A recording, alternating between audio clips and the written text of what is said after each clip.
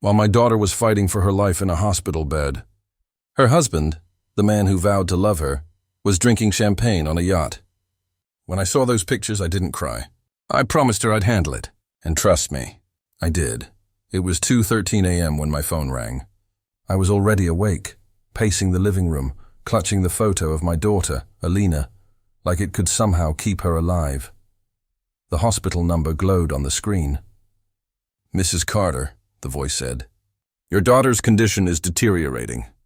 We're prepping her for emergency surgery." My knees buckled. The world tilted. I clung to the table just to stay standing. "Is she awake? Can I talk to her?" "She's unconscious. You should get here as soon as possible. I didn't even grab a coat. Just my keys and the photo." Rain hammered the windshield as I drove through the city.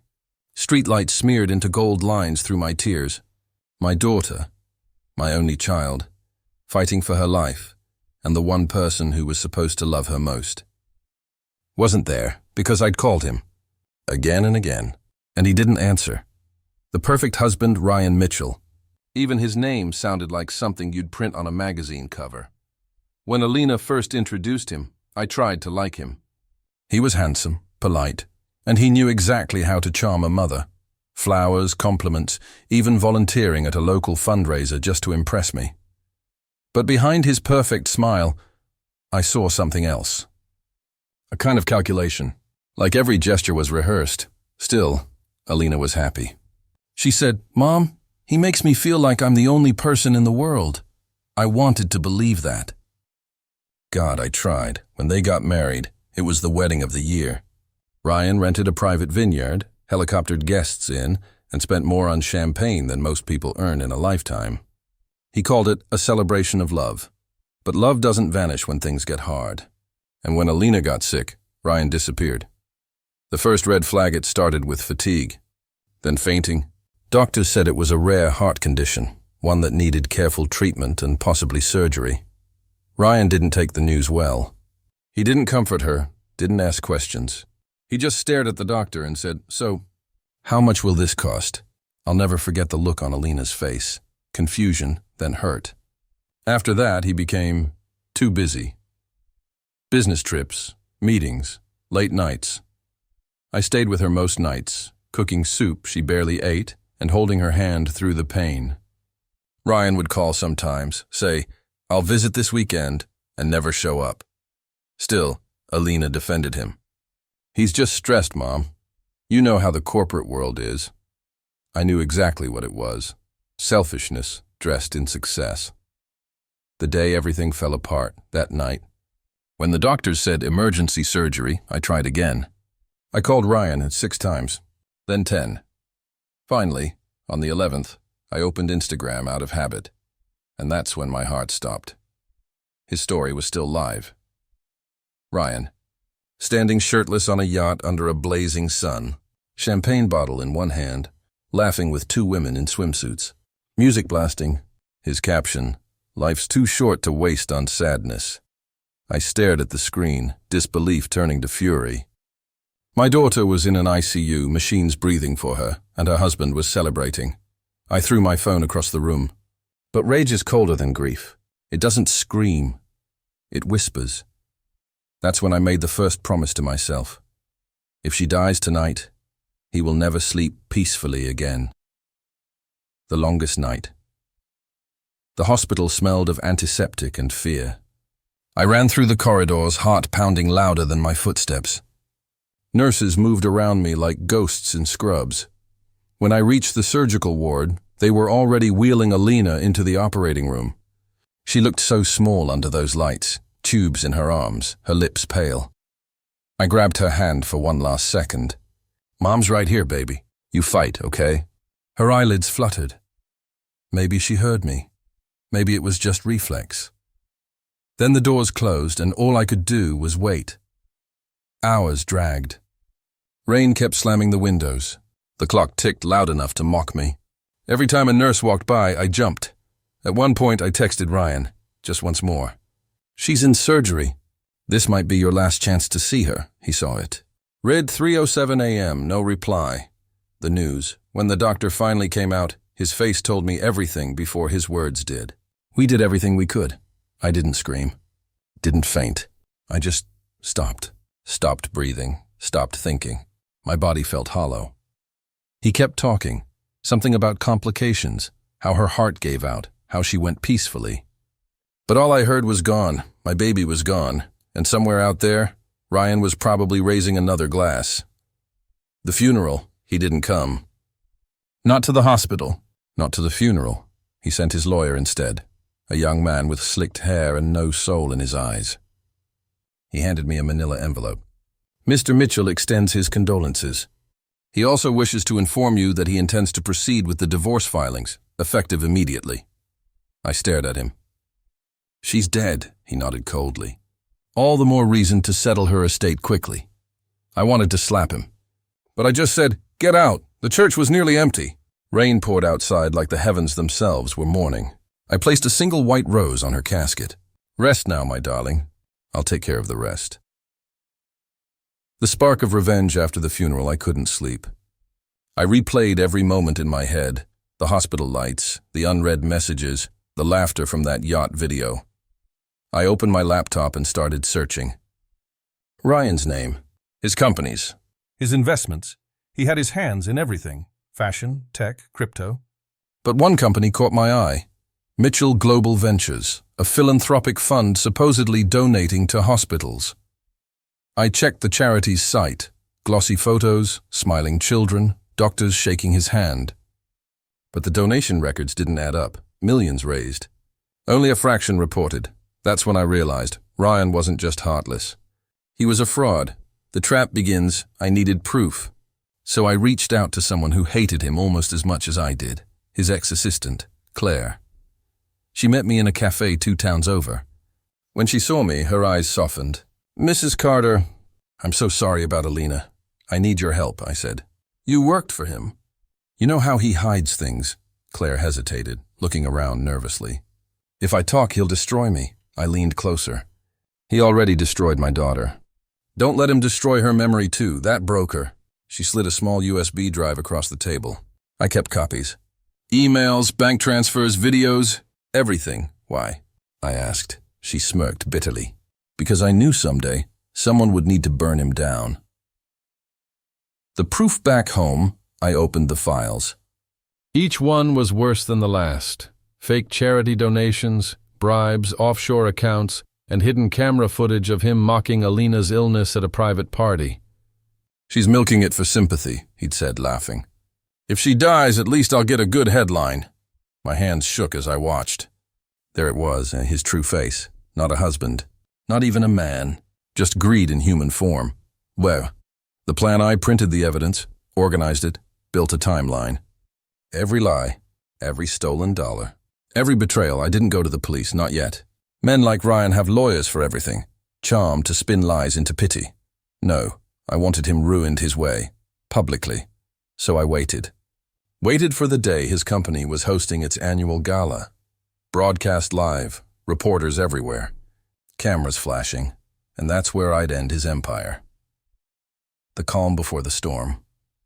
The night before the gala, I visited Alina's grave.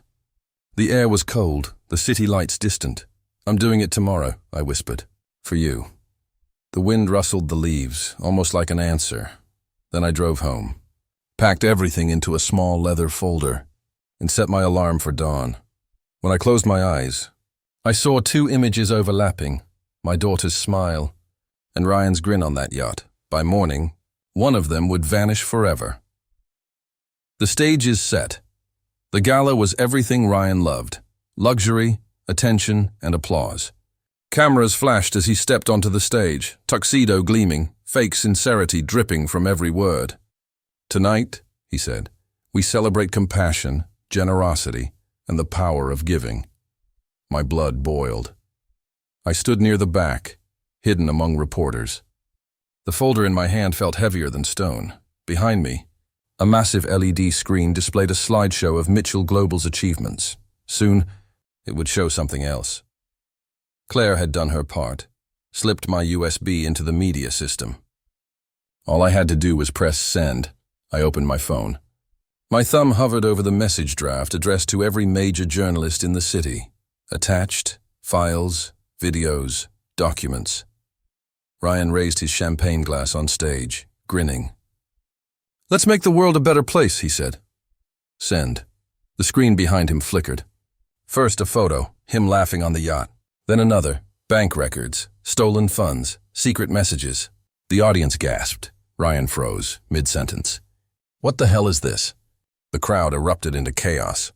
Reporters snapped photos, guests whispered, and I just stood there, watching, as everything he built began to crumble, while the world finally saw who he really was. That night was only the beginning. He still didn't know who had done it, not yet. But he would, because this wasn't just revenge. It was justice, served one whisper, one secret, one mother's wrath at a time. The morning after the gala, headlines painted the city red. Mitchell exposed, fake charity, hidden accounts, and affairs revealed. Social media erupts over yacht husband scandal. Every screen, every news ticker showed his face.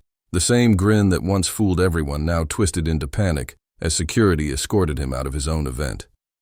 Ryan Mitchell, the face of generosity, had become a national disgrace overnight, and I watched it all unfold from my kitchen, coffee untouched, eyes fixed on the television. Each headline was like a quiet heartbeat returning to me, one for every night I'd sat awake, mourning my daughter alone.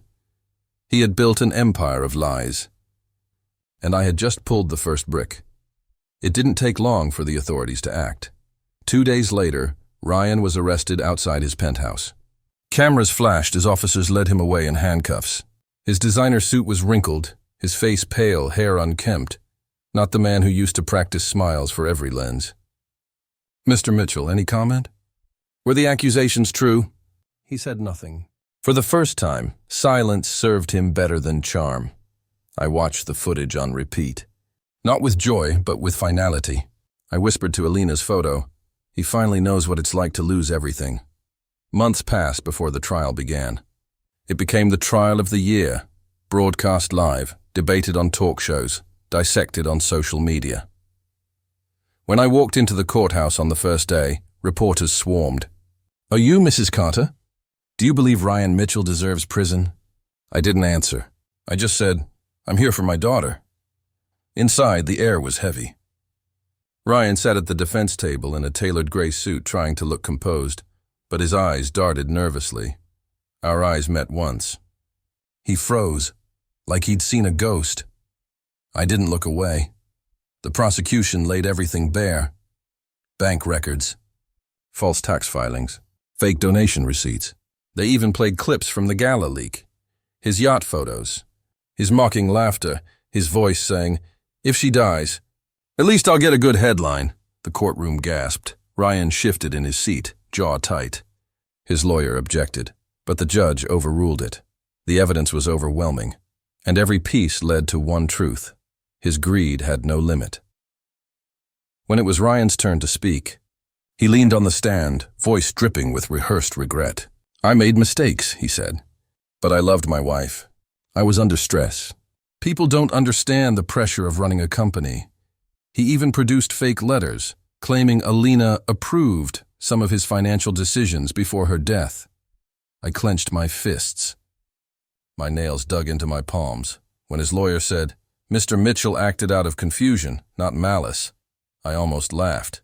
Confusion doesn't post yacht selfies.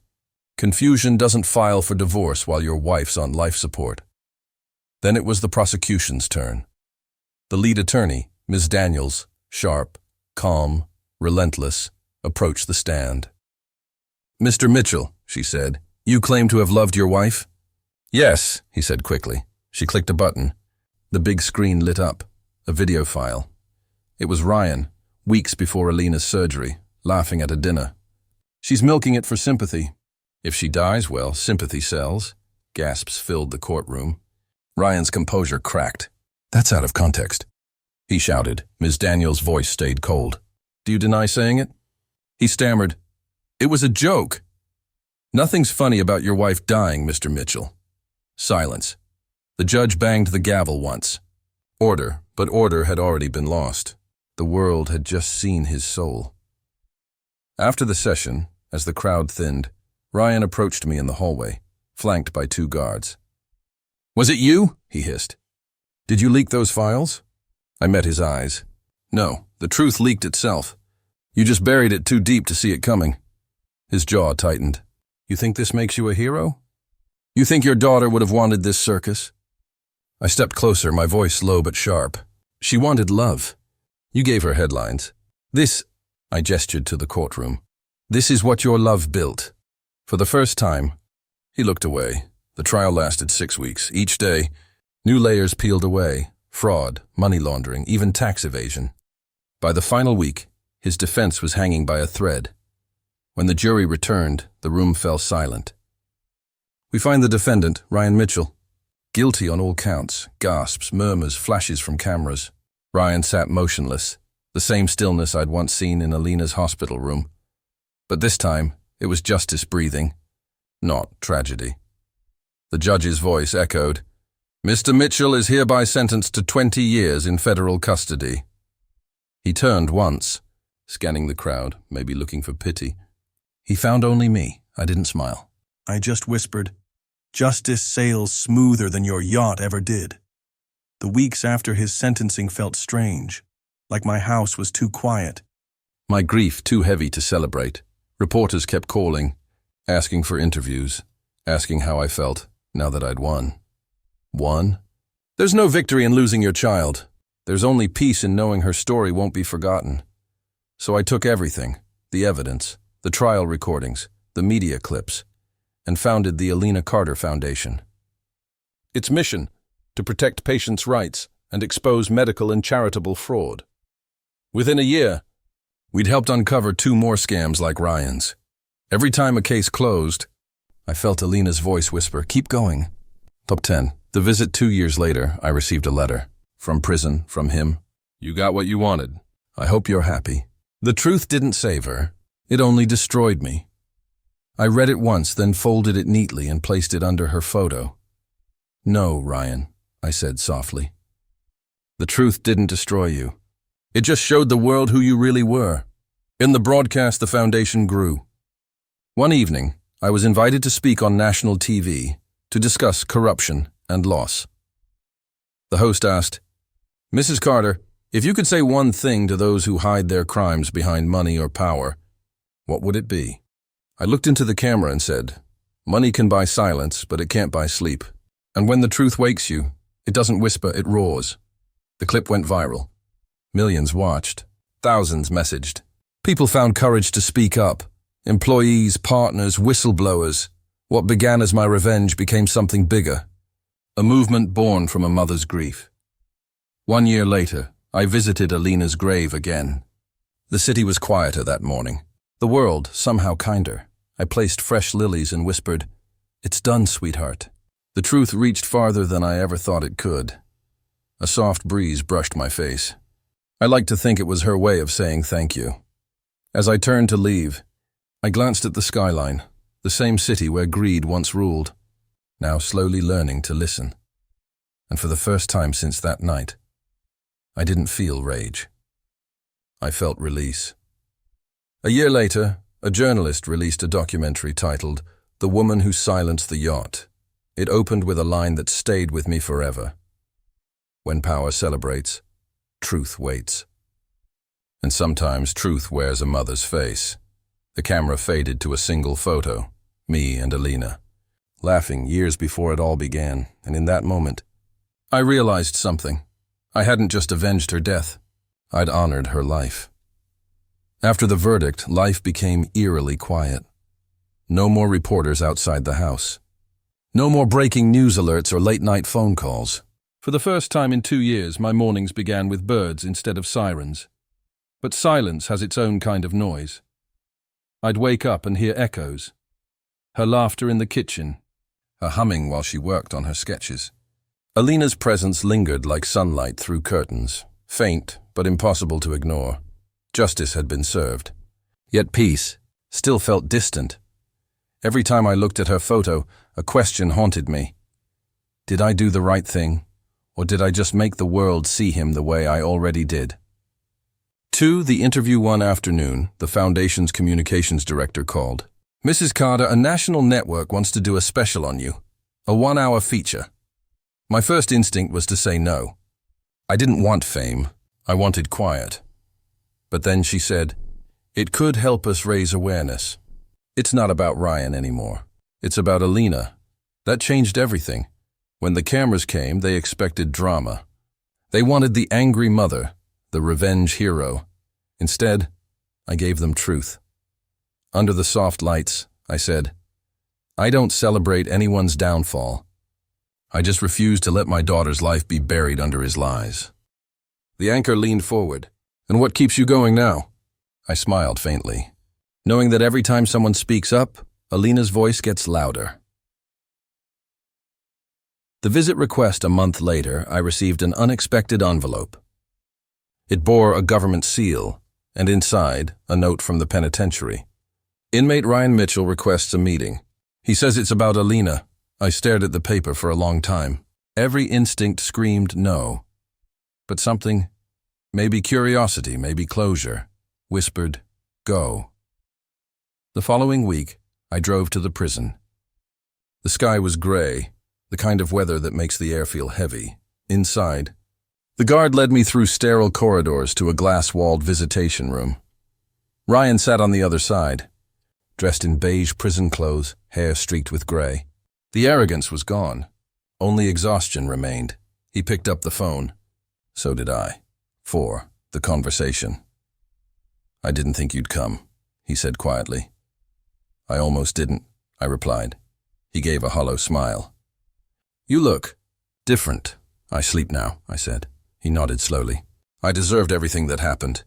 You were right. I was too proud to see what I'd become. I didn't answer. I just waited.